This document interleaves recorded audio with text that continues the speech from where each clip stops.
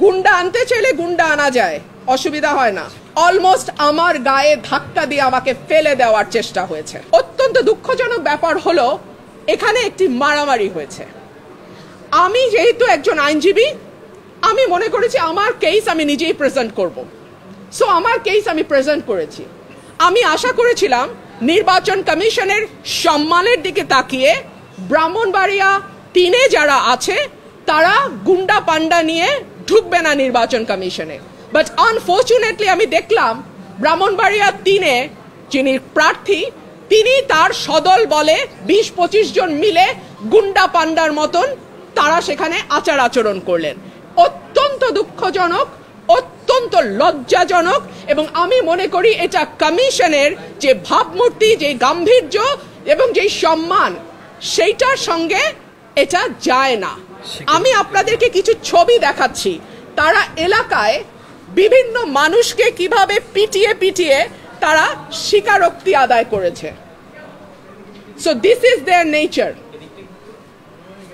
হ্যাঁ, এখনো ইলেকশন আসে নাই, একটা সীমানা নির্ধারণ নিয়ে এলাকায় এইভাবে তারা পিটিয়ে, ব্রাহ্মণবাড়িয়া 3-এর যিনি আছেন তিনি এইভাবে পিটিয়ে পিটিয়ে মানুষকে স্বীকারোক্তি নিয়েছেন।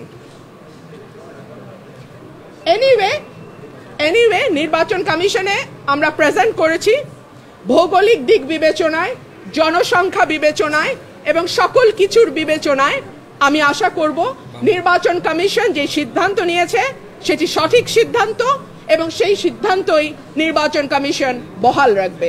যেহেতু ওদের 10 জন 12 জন মিলে কথা বলছে, সো আমি একজন কথা বলেছি আর আমার পক্ষে একজন ডাক্তার উনি কথা বলেছেন। আমি কোনো গুন্ডা বদমাশের মেলা করি নাই, করতে চাইলে করতে পারতাম।